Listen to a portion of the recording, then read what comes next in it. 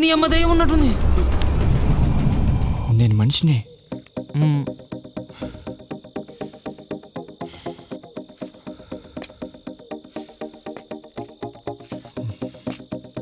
ఏం వెతుకుతావు?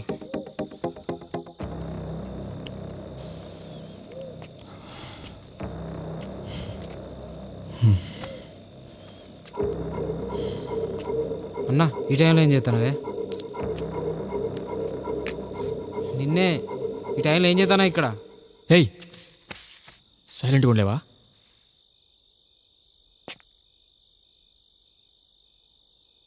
పొద్దున్న దాకా ఒక్కరినే ఉంటాను భయపడ్డా. ఇక్కడ నువ్వు ఉన్నావు అన్నా. అవన్నా ఇంటికెళ్ళి వారిపోయి వచ్చినావా? దొంగతనం చేసి వచ్చినావా? లేకపోతే ఏదైనా పాప పని చేసి వచ్చినావా? ఏమన్నా సప్పుడు ఏనోడు ఏదైనా పాప పని అనేసరికి నా లెక్కనే చేసిండు. నేను అడిగిన దానికి ఏం సమాధానం చెప్తాడో. ఎందుకు వచ్చినావు? దేనికి భయపడతాను?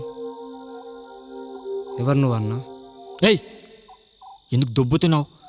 సైలెంట్ కూర్చోలేవా? ఊరికే ఫింగరింగ్ చూస్తున్నావు. ఒకరి గురించి ఒకరిని తెలుసుకుంటే ఈ రాత్రి గడుతుందని. అయినా నువ్వే ఏదో పెద్ద పరిశ్రమలో ఉన్నట్టున్నావు అన్నా. ఇందాక దానికి సారీ. పర్లేదన్నా. అమ్మాయిల అందాన్ని ఎల్లోరా శిల్పాలతో పోలుస్తూ గొప్పగా చెప్పిన వాళ్ళు చాలామంది ఉన్నారు. కానీ ఆ శిల్పాల కంటే కూడా గొప్ప అందం నా సునీత సొంతం.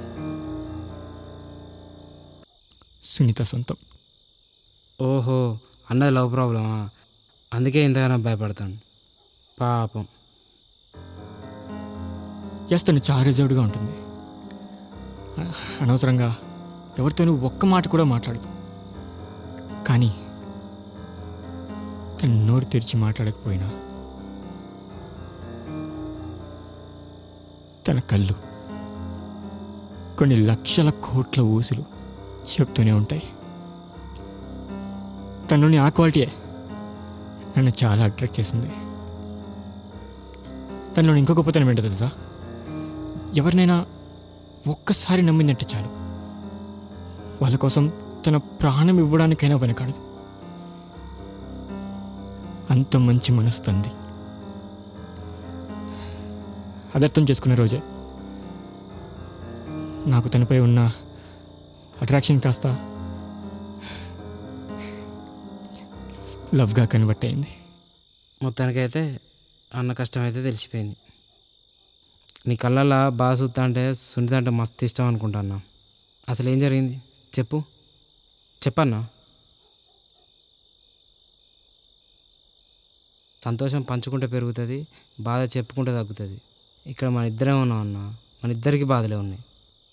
నీ బాధ కొంచెం చెప్పుకుంటే ఎంతో కొంచెం తగ్గుతుంది. చెప్పన్నా. ఈ రోజుల్లో సింగిల్స్ మనసులో ప్రేమ పుట్టడం చాలా సింపుల్ థింగ్ భయ్యా. బట్ ఆపోజిట్ పర్సన్ యొక్క రియాక్షన్ని బట్టి దాన్ని డెవలప్ చేసుకోవడమా, లేక దాన్ని అక్కడితో ఎండ్ చేసి ఇంకొకరితో స్విచ్ ఆన్ అవ్వడం అనేది కూడా అంతే సింపుల్ అయిపోయింది. అందరిలాగే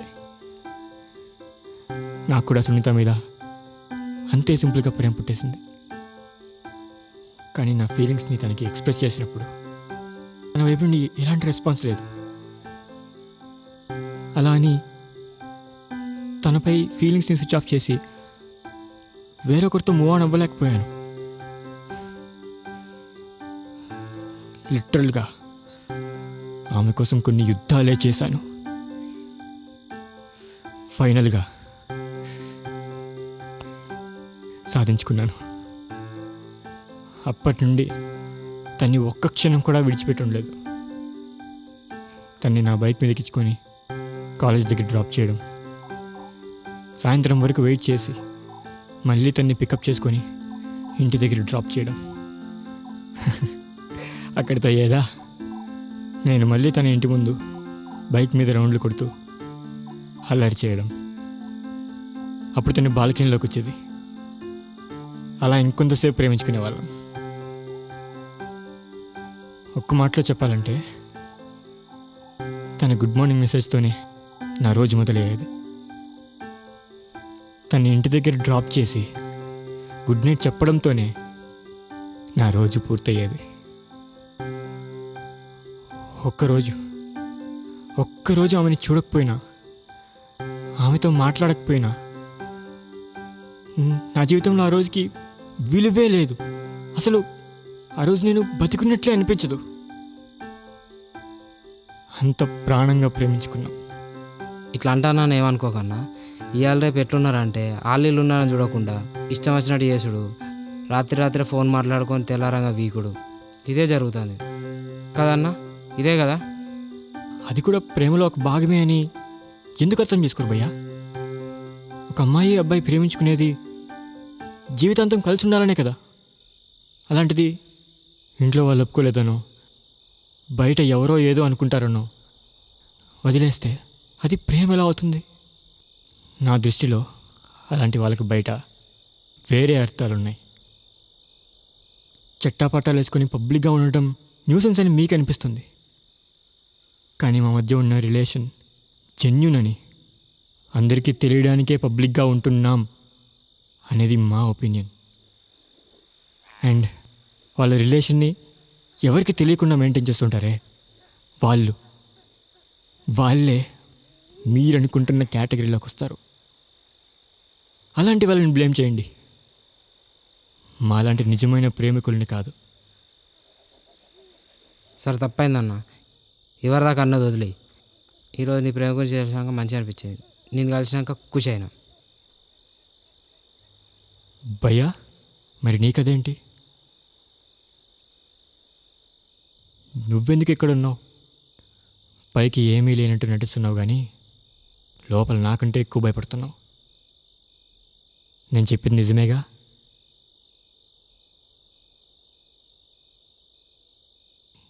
ఏంటి భయ్యా, నా గురించి అడిగావు, చెప్పాను. మరి నీ గురించి చెప్పవా? ఏముందన్న, పక్కన పల్లెటూరు, పెళ్ళై 4 ఏళ్ళు అవుతుంది, బంగారం భార్య, 2 మగపోరాళ్ళు. చెప్పుకోవడానికి మంచిగానే ఉందన్న. ఏదో ఇట్లనే బతకచ్చాను అనుకున్నా, కానీ ఉన్న పైసలన్నీ తలగబెట్టి ఆ బతుకుతుంది ఎట్లుంటుంది? నరకం అంటే నరకం అన్న. ఏమైంది భయ్యా? పెళ్ళి కాకముందు తినకపోయినా నడిచిందన్న. పెళ్ళి అయింది, మంచి భార్య వచ్చింది, 2 పొరాలు కొట్టిర్రు. అలా బతుకులు మంచిగా ఉండాలని ఆశపడ్డా. తప్ప అన్న? దానికి తోడు ఆ దోస్తులు సోపతయ్యారు. వాళ్ళు ఏ పనికి పైసలు పెట్టంటే ఆ పనికి పైసలు పెట్టినా. వాళ్ళు ఏమో పెద్ద అయ్యారు, నేనేమో రోడ్డు మీదకి వచ్చిన. ఇక నన్ను చేసుకున్న పాపానికి నా పిల్లం నా వెనకబడి వచ్చాడు. ఉన్నా లేకపోయినా తింటుంది, సప్పుడేకుంటుంది. కానీ నా పొరాల పరిస్థితి ఏందన్న? వాళ్ళ బతుకులు మంచిగా చూడాలి కన్నా. వాళ్ళు వాళ్ళ మంచి దారిలో పోవాలనే నేను ఈ దారికి వచ్చిన.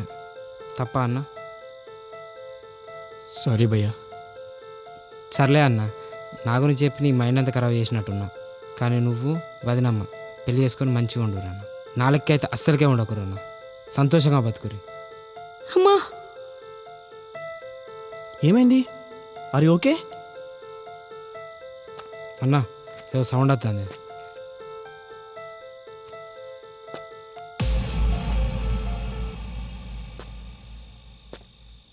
ఏదైనా లాడ్జ్కి వెళ్తే సరిపోయేది కదా, ఇంత దూరం రావాలా? బయట సిచ్యువేషన్స్ బాగాలేదు కదా బంగారం. లాడ్జ్లో ఏదైనా రైడ్ అయితే మీ ఇంట్లో మా ఇంట్లో ఎంత ప్రాబ్లం అవుతుంది. మోరోవర్ 2 డేస్లో నా పెళ్ళి. అర్థం చేసుకో ప్లీజ్. సరేలే.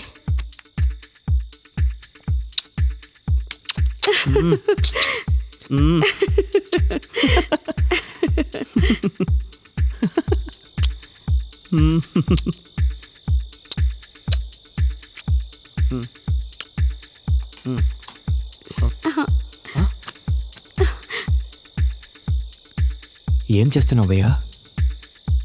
తమాషా చూడన్నా. అబ్బా బేబీ నా మీద ఏదో పడింది. ఓల్డ్ బిల్డింగ్ కదా బేబీ, దట్టు మన స్టామినాకి బిల్డింగ్ ఊగుతున్నట్టుంది. బిల్డింగ్ కాదరా, నీ బుర్ర ఊగేలా చేస్తా. ఏమైంది? బేబీ నా మీద కూడా ఏదో పడింది. నేను చెప్పాను కదా బేబీ, ఇక్కడ ఏదో ఉంది, నాకు భయంగా ఉంది, వెళ్ళిపోదాం. 1 minute, నేను చూసొస్తా. బాబోయ్, దెయ్యం, దెయ్యం, దయ్యం, అమ్మో దయ్యం, బాబోయ్, పద పద వెళ్ళిపోదాం. దెయ్యం. దయ్యం, అమ్మో వెళ్ళిపోదాం, ఇక్కడ ఉండద్దు.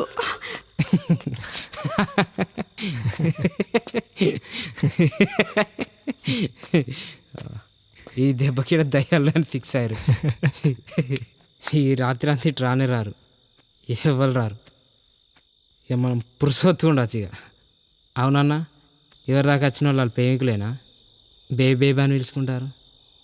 మరి నిన్ను వదిన అమ్మాయి అని పిలుస్తుంది చెప్పు, కొంచెం చెప్పరా అదే. ఆ పిలుపు కోసమే భయ్య ఇన్నేళ్ళు ఎదురు చూశాను, కానీ అది నాకు దక్కలేదు. అదేందన్నా, మీరు పెళ్ళి చేసుకోలేదా? వదినమ్మ నువ్వు గట్టిగా ప్రేమించుకున్నా అన్నారు కదా. నేను తన్ని ప్రేమించా, కానీ తనే నన్ను ప్రేమించలేదు. నాది వన్ సైడ్ లవ్. సునీత మంచి అందమైన అమ్మాయి. అలాంటి అమ్మాయిని పెళ్లి చేసుకోవాలని అనుకోని వాడు ఎవ్వడు ఉండడు. అలాగే నేను అనుకున్నాను, ప్రేమించాను. తనకి ఆ విషయం చెప్పాను, ఒప్పుకోలేదు. ఒకవేళ నేను బాగా మంచి బట్టలు వేసుకొని కనిపిస్తే ప్రేమిస్తుంది అనుకున్నాను. ఎన్నో కొత్త కొత్త బట్టలు కొన్నాను, స్టైల్ మెయింటైన్ చేశాను, దానికోసం చాలా డబ్బులు ఖర్చు పెట్టాను. వాటన్నిటికీ మించి నా విలువైన టైం వేస్ట్ చేసుకున్నాను. కానీ తను నన్ను ప్రేమించలేదు, వాడెవడినో ప్రేమించింది. అందుకే నాకు దక్కని తను వాడికి దక్కకూడదని వాడిని చంపేశా. కాదురా భయ్, సారీ, అన్నానులే అని ఫీల్ కాకు. నువ్వు ప్రేమించే అమ్మాయి సుఖంగా సంతోషంగా ఉండాలని కోరుకోవాలి, కానీ వాడిని ఏమైనా ప్రేమించిందని నువ్వు వాడిని చంపుడు కరెక్ట్ కాదు కదా. అది లవ్వా? అది లవ్వా? నీకు అర్థం కాలేదా? అని ప్రేమించింది నిన్ను కాదన్నట్టే కదా. ఇప్పుడు వాళ్ళ అవ్వ ఎవరినో చూస్తారు, పెళ్ళి చేసుకుంటుంది. నువ్వు జైలుపాలు అయినట్టే కదా. ఆమె పెళ్ళి చేసుకుంటుందో సుఖంగా ఉంటుంది. ఏమొచ్చింది? దేనికి వచ్చింది? ఆవేశంలో దిద్దుకోలేని తప్పు చేశాను భయ్యా. ఆ క్షణం ఆలోచించాల్సి నువ్వు. ఇప్పుడు బాధపడితే అన్నా అన్నా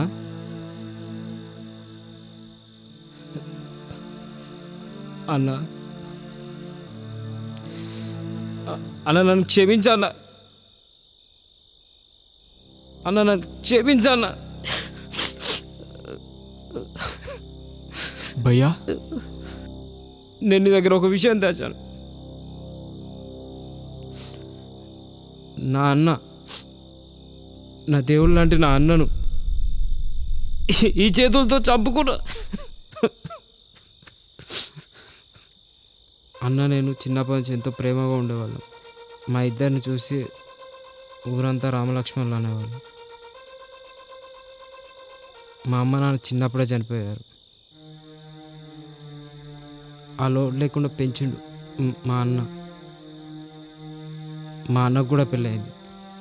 మా వదిన కూడా నన్ను కన్న కొడుకు లెక్క చూసుకునేది. అయితే వాళ్ళకు పిల్లలు పుట్టలేదు, నాకు పెళ్ళి అయింది.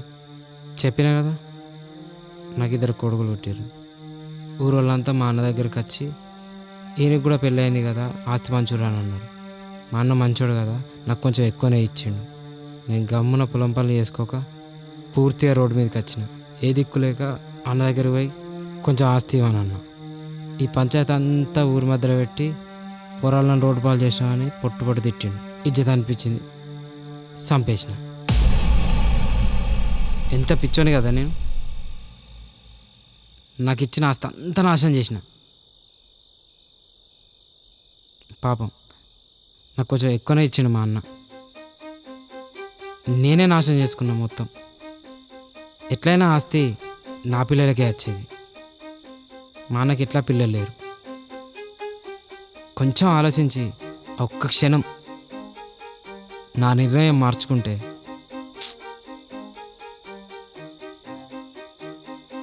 మా అన్నయ్య నాతో ఉండేటోడు.